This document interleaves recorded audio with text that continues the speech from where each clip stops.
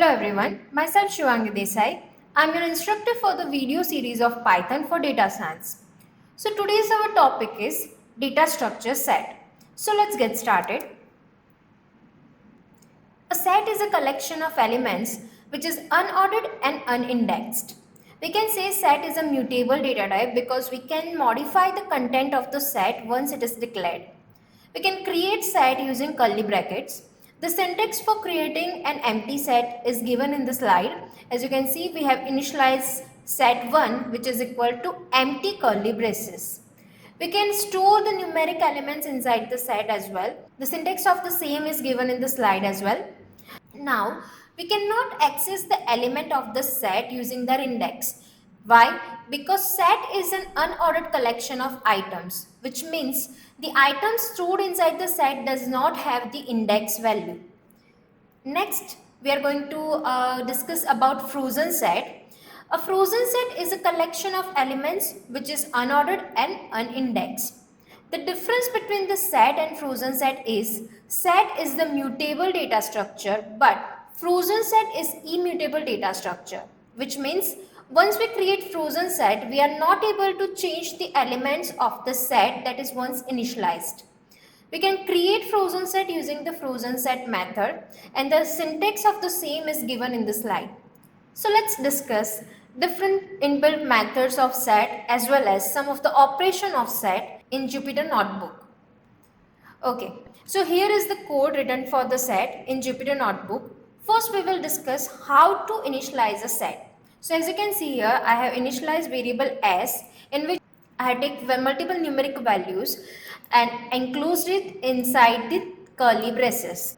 Now the major difference between set and dictionary is a set of key and value pair, whereas in set we just store the numeric values. So let's see what is the output of this. You can see the elements of set is displayed inside the curly braces.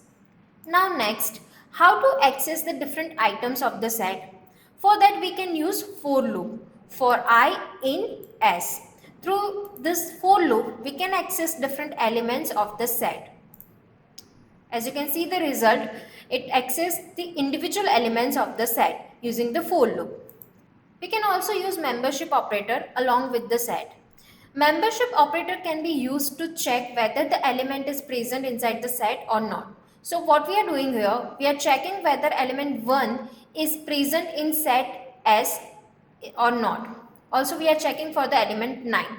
So it will return true for first element, that is 1, because it is there in set S, but it will return false for element 9 because it is not present inside the S. So let's run this code.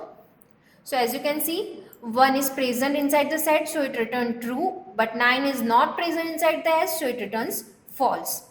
Now let's see how to update the different elements of the set. To do so, we have two different methods, that is add and update. Using add, you can enter single element inside the set. However, if you want to add more than one element, you can use update method, in which you can pass the list of numeric items in order to add inside the set. Again, the set is unordered collection of items. The storage order is completely random. Now let's move forward to the next topic, that is operations that are not supported by the set data structure in Python. Okay, so first is the concatenation operator. If we want to concate two different sets, we can use plus operator. However, this operator is not supported for set. So let's run this code. As you can see, it generates an error as the plus operator is not supported along with set. Next is repetition operator, that is repeating the elements of your set. This operator, that is the multiplication operator, also not supported along with the set. So let's run this code. So as you can see, it also generates the error. Error shows that it is unsupported operand type set, right? Next is the slice operation. As the set is an unordered collection of items, it is not allocated index along with elements. So we cannot perform slicing of the elements on set. So let's run this code. Again, it shows an error, right? So let's move forward to the built-in methods of set. First is the union method. Using this method, we can perform union operation between the elements of two different sets. As you can see in this code, I have taken two different sets, that is set X and set Y. Now I am printing the X dot union, and in bracket I have passed Y. So it will perform the union operation between the elements of set X and set Y. So let's run this code. As you can see, as a result, we get the union of the set X and set Y. Next is intersection operator. Intersection method returns a set that contains the similarity between two sets, which means it returns the element which are common in both the sets. Here I have taken two sets, set X and set Y. So let's see the result, what is the intersection performs. Here we get as a result 1, 3 and 5, as element 1, 3 and 5 is common in both the set, that is set X and set Y. Next is difference method. Difference method returns a set that contains the items that only exist in set X and not in set Y. So let's run this code. As you can see, in set X we have element 1, 2, 3 and 4, and in set Y we have element 1 and 3. So it will return element 2 and 4 because element 1 and element 3 is common in set X and set Y. So the difference method returns the unique elements of set X. Next is difference update method. Now difference update method removes the unwanted items from the original set. So let's run this code. Here I have taken two set, that is set X and set Y, and I am performing difference update method on set X. So as a result, I get the updated set X in which I only left with two elements, that is element 2 and element 4, which is unique with respect to the set Y. Now if you want to copy the element of one set into the another set, you can do that using the copy method. As you can see here, I have initialized the set X with the element 1, 2, 3, 4 and 5. Now I want the exact copy of this set and to be stored inside the set Y. So in this case, I can use copy method, and the syntax is x.copy. When I print set Y, I will get the exact same element as the set X. Next is the remove method. If you want to remove the specific element from your set, you can use remove method. So here I have initialized set X with the element 1, 2, 3 and 4. Now if I want to remove element 2, I can use the remove method, that is x.remove, and in bracket you have to pass the element value. So let's see the result. As you can see, the updated set does not contain element 2, right? Now next is discard method. Again, discard method can also be used to remove the specific item from the set. The syntax is similar to the remove method. Here I have set X in which I have three different values, that is A, B and C. Now if I want to remove the element B, I can use the discard method, that is x.discard, and in bracket I have to pass the element that I want to discard. So let's run this code. As you can see, after running this code, I get the updated set X which does not contain element B. In order to remove a random item from the set, we can use pop method. The pop method randomly removes the item from your set. We cannot specify which element we want to remove when we are using pop method to remove the element from the set. So let's say we have a set X which has the element 1, 2, 3, 4 and 5. Once I perform the pop operation, it will randomly remove some element. The difference between the remove and discard method with the pop method is that the pop method will return the element that it removes from the set. However, the remove and discard method does not return the removed element. So let's run this code. Here as you can see, when I printed x.pop, it prints the element that it removed from the set. Now you can also delete the set completely. For that we have del, that is del keyword. Here I have initialized set X with the value 1, 2, 3, 4 and 5. When I use del keyword with X, it completely deletes the set X. Now if I run this code, it will generate an error that name X is not defined because it is already deleted here.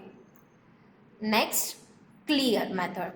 If you want to remove all the elements of the set, you don't want to delete the set but you want to remove all the elements of the set, then you can use clear method. Clear method delete all the elements but keeps the empty set in the memory. So let's run this code. As you can see, after using the clear method, when I print the value of set X, it shows us the empty set, but it does not generate the error unlike the del keyword. Next is Subset method. If you want to check whether the particular set is a subset of another set or not, we can use Subset method. It returns true if all items in the set exist in the specified set, otherwise it returns false. So here I have two sets, set X which contain 1, 2, 3, 4, 5 and set Y which contains element 1, 3 and 5. So I am printing both the options, that is X is subset Y and Y is subset X. Let's run this code. So as you can see, X is a subset Y. It is false because X contains more values than Y. However, Y contains all the values that are already present in X, and so that Y is a subset of X, and that's why Y is subset X returns true. The same way, we can also check whether a particular set is a superset of another set or not. It returns true if all items in the specified set exist in the original set, otherwise it returns false. So we are applying the same method on the same set, that is X and Y, in which X contains 1, 2, 3, 4, 5 element and Y contains 1, 3 and 5 elements. So in this case, X is a superset of Y because Y is a subset of set X. So I am performing is superset method for both the scenario, that is X is superset Y and Y is superset X. So let's run this code. The first will return true because X is really a superset of Y, but second will return false because Y is not a superset of X. Next is the len method. If you want to check that how many elements are stored inside a set, you can use len method. It will return the number of elements that are stored inside the set. So let's run this code. As you can see, in my original set, there are a total of 5 elements, that is 1, 2, 3, 4 and 5. So the length of my set is 5. So it returns 5. Now let's discuss FrozenSet. As I told you earlier, FrozenSet is an immutable type of set. Once we initialize the value to the FrozenSet, we cannot modify the content of that set. So here I have a set S which contains 1, 2, 3, 4 elements.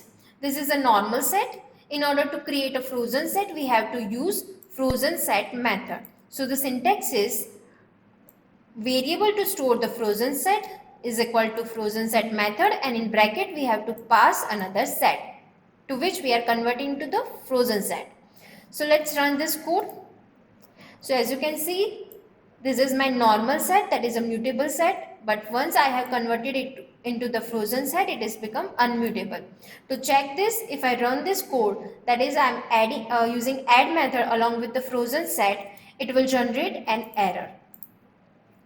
The FrozenSet object has not attribute add because FrozenSet is a immutable type of set. Now, creating a FrozenSet from list or tuple.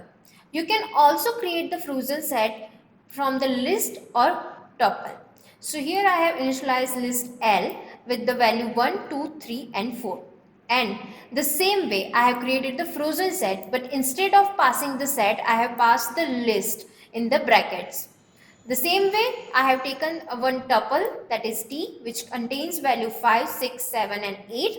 And using the FrozenSet method, I have converted this tuple into the FrozenSet. So let's run this code. So as a result, I am getting this FrozenSet from list and this FrozenSet from the tuple. We can also use the membership operator along with the FrozenSet to check whether the particular value is present in the FrozenSet or not. So here I am checking whether 1 is present in our frozen set or not. So it is there in my set, and that's why it returns true. And I am also checking for the element 9, which is not there in my set, and that's why it returns false. Now how to access the items from the frozen set? So it is the same way that we are doing with the normal set. Using the for loop, we can access the different item from the frozen set. Now there are some operators which are not supported in this set and are also not supported inside the frozen set. So here I have taken two frozen set, that is fs1 and fs2. If I perform concatenation between both the set, it will generate an error. If I perform repetition operator along with my frozen set, it also generates error because it is not supported with frozen set. And if I perform slicing with the frozen set, it also generates an error because frozen set is also an unordered collection of items. So this is all about today's lecture. Thank you.